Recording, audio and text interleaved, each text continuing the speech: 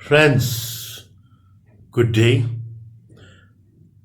Let us talk about one of the among the great novelists of the world, like we have a Nobel Prize winner in literature, Ernest Hemingway. The name of Ernest Hemingway is well known to the literary figures, and he is most famous for his novel The Old Man and the Sea, A Farewell to Arms, For Whom the Bells Toll. They are the remarkable novels he had written, Ernest Hemingway. So today we are going to discuss about one of his great novel, The Old Man and the Sea, very famous, well known by the world, The Old Man and the Sea. So while we read this novel, what we have in this novel, The Old Man and the Sea, is the story of an epic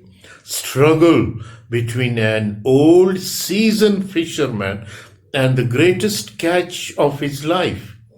For 84 days, this man, Santiago, an aged Cuban fisherman, has set out to sea and returned empty-handed. So conspicuously unlucky is he that the parents of his young, devoted apprentice and friend Manolin have forced the boy to leave the old man in order to fish in a more prosperous boat.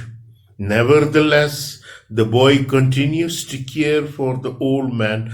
Upon his return each night, he helps the old man tote his gear to his ramshackle hut, secures food for him, and discuss the latest development in American baseball, especially the trials of the old man hero, Joe DiMaggio.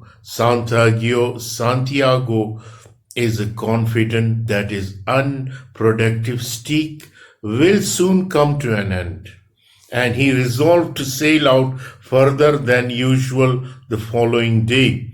On the 85th day of his unlucky streak, Santiago does as promised, sailing his skiff far behind the island, shallow coastal water, and venturing into the Gulf Stream. He prepares his lines and drops them. At noon, a big fish, which he knows is a marlin, takes the bait that Santiago has placed 100 fathoms deep in the waters. The old man expertly hooks the fish, but he cannot pull it in. Instead, the fish begins to pull the boat, unable to lie the line fast to the boat for fear the fish would snap a taut line. The old man bears the strain of the line with his shoulder, backs, and hands, ready to give slack should the marlin make a run. The fish pulls the boat all strength the day, through the night, through another day, and through another night. It swims steeply northwest until at last it tires and swims east with the current. The entire time, Santiago endures constant pain from the fishing line. Whenever the fish lunges, leaps, or make a dash for freedom, the cord cuts Santiago badly.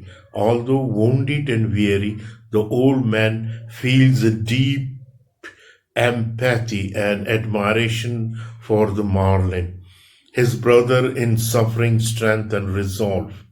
On the third day, the fish tires, and Santiago, sleep deprived, aching, and nearly delirious, manages to pull the marlin in close enough to kill it with a harpoon thrust. Dead beside the skiff, the marlin is the largest Santiago has ever seen, the largest fish He lashes it to his boat, raises the small mast, and sets sail for home. While Santiago is excited by the price that marlin will bring at market, he is more concerned that the people who will eat the fish are unworthy of its greatness. As Santiago sails on with the fish, the marlin's blood leaves a trail in the water and attracts sharks. The first to attack is a great mako shark, which Santiago managed to slay with a harpoon. In the struggle, the old man loses the harpoon and lengths of the valuable rope, which leaves him vulnerable to other shark attack.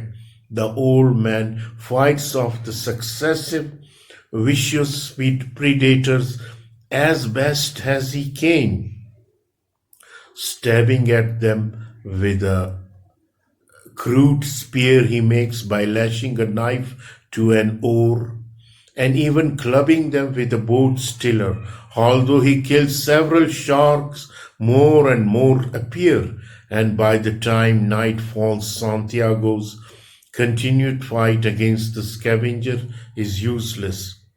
They devour the marlin's precious meat, leaving only skeleton, head, and tail. Santiago justifies himself for going out too far and for sacrificing his great and worthy opponent. He arrives home before daybreak, stumbles back to his sheikh, and sleeps very deeply. The next morning, a crowd of amazed fishermen gathers around the skeletal carcass of the fish, which is still lashed to the boat. Knowing nothing of the old man's struggle, tourists at nearby cafe observe the remains of the giant marlin and mistake it for a shark. Manolin, who has been worried sick over the old man's absence, is moved to tears when he finds Santiago safe in his bed. The boy fetches the old man some coffee and the daily paper with the baseball scores and watches him sleep. When the old man wakes, the two agrees to fish as partners once more. The old man returns to sleep and dreams his usual dream of the lions at play at the beaches of Africa. So, this is the story of the old man and the sea. The theme of this novel is this is about the honor in struggle, defeat and death. From the very first paragraph, Santiago is characterized as someone struggling against defeat. He has gone 84 days without catching a fish. He will soon pass his own record of 87 days. Almost as a reminder of Santiago's struggle, the sail of his skill resembles the flag of permanent defeat. But the old man refuses defeat at every turn. He resolved to sail out behind the other fishermen to where the biggest fish promised to be. He lands the marlin, trying his record of 87 days after a brutal 3-day fight, and he continues to ward off sharks from stealing his prey, even though he knows the battle is useless.